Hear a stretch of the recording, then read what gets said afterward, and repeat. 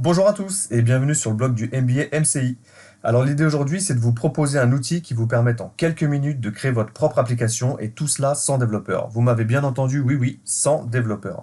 Alors ce que j'ai voulu surtout à travers ce tuto, c'est vous présenter un moyen qui puisse être user-friendly et online pour réaliser votre propre application en quelques clics et avec seulement un petit peu d'ingéniosité. Alors, il existe pas mal de solutions sur le marché. Pour les citer, on va retrouver notamment Keosu, Swiftic, Appligo, AppMachine, MobineCube, AppMaker, etc., etc., avec un niveau de technicité plus ou moins avancé. Alors, pas de panique, je vais vous décrire tout cela dans le texte descriptif de la vidéo et vous aurez tous les liens nécessaires. Alors après, nous sommes d'accord, c'est vrai que la version gratuite vous permet de faire des choses plutôt basiques, mais redoutablement efficaces. Pour aller plus loin, il faudra passer notamment par les solutions payantes, bien entendu. Alors mon choix s'est porté aujourd'hui sur Goodbarber, qui est un outil qui permet de créer gratuitement, notamment sur la version en test, votre appli et de visualiser en direct vos modifications. Alors elle est assez intuitive et facile à prendre en main. Vous allez voir, je vais vous expliquer tout cela en détail et c'est maintenant. Alors direction le site Goodbarber. Donc comme ça se prononce, voilà, c'est le premier lien. Alors là en fait il s'agit d'un premier lieu donc de choisir un nom pour votre application. Donc, nous, on va choisir un nom très simple, hein, OnMove par exemple. Vous avez la possibilité aussi de choisir des thématiques par rapport à votre application. Donc nous, on va choisir par exemple entreprise. Et voilà, c'est parti, créer votre application. Voilà, votre application est prête. Donc là, le template est en train d'être généré. Le site vous met tout de suite les possibilités de visualisation pardon, sur le téléphone, tablette, PC, etc. Avec notamment aussi toutes les sections qui va être utile de consolider pour créer votre application à terme et enfin la publier. Alors ok, j'ai compris puisqu'on va regarder tout ça en détail et ensemble. Alors, style global. On va commencer par le début. Alors, comme vous l'avez vu, il y a 7 étapes. Donc, style global, header and body, section, menu, icône, écran de lancement, publication. Donc, ces 7 étapes vont vous permettre successivement de progresser et de construire votre application pas à pas. Alors, je vous conseille de commencer par le début. Donc là, on va commencer par le style global. Voilà, donc le style global va vous permettre de choisir donc des thèmes de couleurs. Donc voilà, vous avez toute une série de thèmes et notamment de couleurs. Nous, on va choisir celle-ci, puisqu'elle me paraît plutôt pas mal. Voilà. Donc vous avez vu, il y en a quand même un certain nombre. Il y a vraiment de quoi faire. Donc nous, on a choisi ce thème-là. Voilà, vous allez pouvoir choisir notamment la typographie et modifier la taille des textes, comme ceci. Voilà, avec les visualisations sur le template à gauche. Choisir également la police, la taille des polices, la forme des boutons. Donc moi je préfère le côté plutôt arrondi. Donc on va choisir cette option-là. Les effets de survol également sur les photos, qui sont plutôt quand même bien réalisés. Donc moi je vais choisir celle-ci. Voilà. D'autres éléments additionnels sur la forme des icônes. Là également il y a un très grand choix, donc ça c'est intéressant. Les icônes de retour également que je vais laisser parce qu'ils me conviennent très bien. Donc appliquer. Donc voilà, le style global de l'application a été paramétré. Maintenant il va s'agir d'aller à l'étape suivante et d'enchaîner sur la partie menu. Donc header et body, voilà. Donc vous allez pouvoir aussi également modifier le nom de votre application si jamais vous n'étiez pas fixé, donc ça c'est pas mal. Ça vous permet de modifier aussi les choses en temps réel, modifier les couleurs, les polices, etc. Savoir si vous voulez les mettre le logo par exemple au centre ou sur la gauche, donc ça c'est pas mal non plus. La possibilité aussi d'ajouter de ce qu'ils appellent donc sur le site de Goodbarber des actions. Donc moi ce que je trouve intéressant c'est de pouvoir ajouter un petit icône de lien externe par exemple. Après, il va falloir lui associer forcément donc un lien externe par exemple. C'est ce qu'on va faire. Donc là, je vais choisir de lui mettre, admettons, euh, un lien vers un blog par exemple.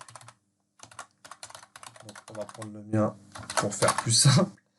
Alors voilà, innovapolis.fr qui est mon blog, enfin en tout cas en construction. Alors, ajouter une action. Je vais pouvoir aussi également, si donc il veut bien, il n'a pas pris en compte. Donc là, je vais redemander d'ajouter une action. Voilà. Donc là, il m'a mis les deux liens, comme vous le voyez, sur l'application. Et là, par contre, ce qui va m'intéresser, c'est de lui mettre, par exemple, des commandes de setting, de paramètres. Donc, je vais modifier donc l'icône de l'action et je vais choisir plutôt celui-ci. Alors oui, c'est vrai que ça, on est passé rapidement, mais vous avez la possibilité d'implémenter pas mal de typologies d'icônes vraiment différentes et variées. Et voilà, c'est vraiment quand même très très bien fait. Il faut le reconnaître quand même. Donc là, vous voyez, sur l'application, il m'a mis les petites icônes paramètres. Donc ça, c'est parfait, ça me va très bien. Donc on va mettre suivant. Voilà, donc là, on va rentrer dans l'onglet section. Alors juste pour que vous voyez les modifications. Donc là, si je clique sur le lien, et ben, ça me redirige sur mon blog directement, vu que je l'ai paramétré en lien externe. Donc ça, c'est pas inintéressant. Et je vais retrouver également la partie setting que j'ai préalablement paramétré, voilà, sur ma nouvelle appli OnMove. Donc ça, c'est quand même très bien fait. Donc ensuite, on passe à la partie section. Donc la partie section, ce qui va être vraiment pas mal, c'est de pouvoir ajouter beaucoup de fonctionnalités à votre application. On va les retrouver ici. Vous allez avoir la possibilité d'implémenter des articles au travers de blogs déjà existants comme WordPress ou intégrer des flux RSS. Donc ça, c'est quand même pas mal. Il faut quand même le reconnaître. Vidéo également, notamment à travers le biais de CMS ou de plateformes comme YouTube ou Vimeo ou Dailymotion. Donc là, toutes les possibilités sont jouables. Intégrer des comptes Twitter aussi, ça c'est plutôt pas mal, avec les accès tokens bien évidemment. Vous allez pouvoir, donc au-delà des comptes Instagram, etc., ajouter une mention à propos. Donc là, par exemple, si je mets à propos, ajouter, et là vous allez voir, c'est plutôt bien fait. Il va m'ouvrir un éditeur de contenu qui va me permettre de rédiger, je ne sais pas, un texte qui puisse être relatif à votre entreprise, par exemple, retrouver tous nos services ici. Voilà. Donc là, on va le sauvegarder. Bon, là, vous l'avez compris, hein. Je vais lui mettre un titre quand même. À propos de nous. Voilà, sauvegarder. Donc voilà. Donc ça, il a dû le prendre en compte. Donc, si je sors de la section, voilà, je retrouve la mention à propos. Et là, je vais retrouver. Alors là, il lag un petit peu, mais c'est pas très grave. Je devrais retrouver normalement ma section.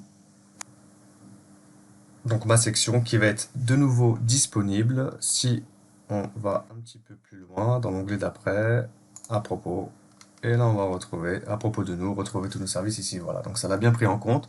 Donc ça c'est vraiment pas mal.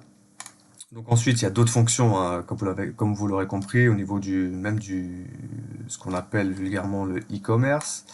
On va retrouver donc voilà, la possibilité d'intégrer les API pour communiquer avec les Amazon, Etsy et Shopify. Donc ça c'est vraiment intéressant si vous voulez pousser donc des offres produits.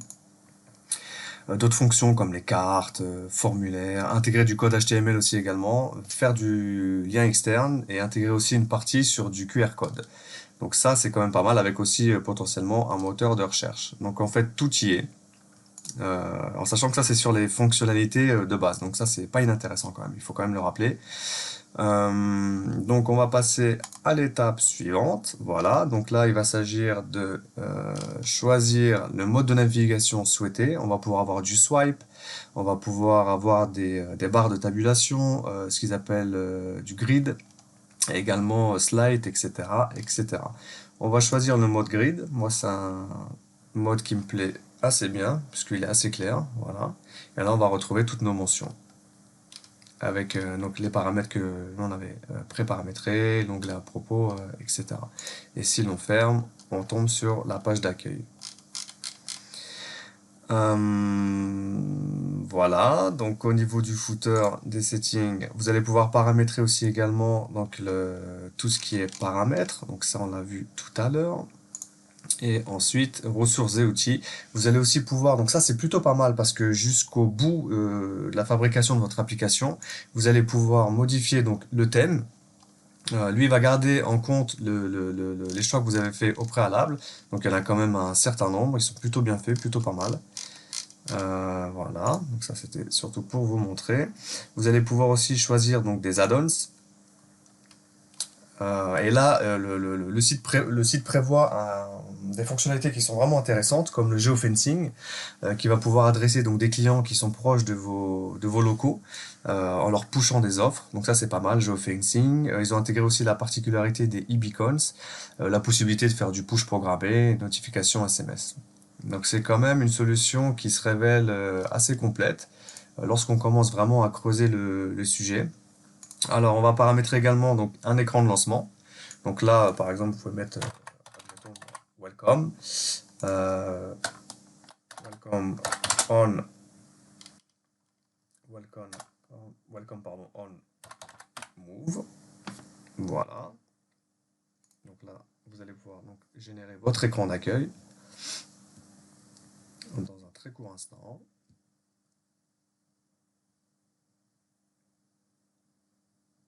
Voilà, donc votre écran d'accueil a été paramétré.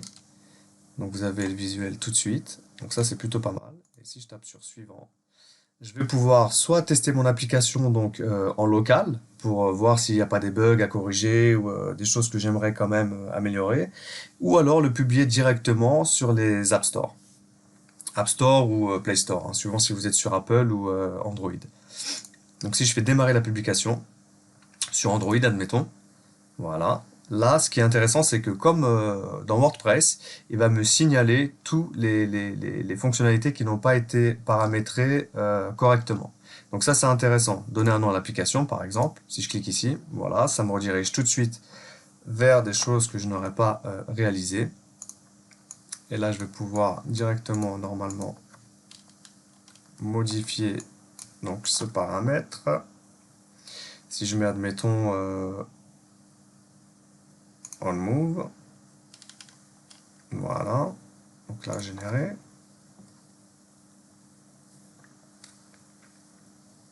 Et je vais pouvoir comme ça continuellement faire toutes les modifications qui m'intéressent. C'est vraiment très pratique pour ceux qui ont par exemple une petite entreprise ou une petite structure et qui souhaitent vraiment être présents sur les stores, en sachant qu'il y aura aussi une contrepartie financière. Voilà. Alors ça, j'ai trouvé ça vraiment pas mal. Je voulais vraiment vous présenter tout ça parce que il faut reconnaître qu'en très peu de temps, vous arrivez quand même à quelque chose de très abouti. Donc, si on fait donc démarrer la publication, pardon, on va pouvoir rediriger notre application, vous l'avez compris, vers les stores. Et ça, c'est plutôt pas mal. Alors, le seul petit bémol, c'est que j'ai pas trouvé de solution pour monétiser l'application, notamment sur cette solution. Par contre, vous pouvez l'avoir sur d'autres. Alors, n'hésitez pas à aller aussi regarder ce qui se passe sur le marché, parce que vous pouvez aussi, dès le début, aller la monétiser, tout simplement. Une partie aussi également que je voulais vous montrer, c'est sur la partie audience, où là, vous allez pouvoir avoir toute une série donc, de KPI, donc de Key Performance Indicator, pardon, sur le trafic de votre application. Donc ça, c'est plutôt intéressant. Et ça, c'est disponible de façon native dans l'application, dans la solution. Avoir des éléments aussi sur votre audience, sur l'aspect social, voilà, que vous puissiez avoir des notations par pop-up, etc. C'est vraiment quelque chose de très complet. Moi, je la recommande vraiment et elle est vraiment plutôt aboutie. Elle est vraiment aboutie. Donc voilà, le tuto s'achève ici. Vous avez vraiment compris le principe, enfin en tout cas je l'espère. Donc merci à tous pour avoir suivi ce tuto. J'espère qu'il vous aura plu et surtout qu'il vous aura donné plein d'idées pour créer votre future appli. N'hésitez pas à liker, partager cette vidéo au maximum si elle vous a plu. Amusez-vous bien et quant à nous, on se retrouve très vite sur le blog du MBA MCI. À bientôt!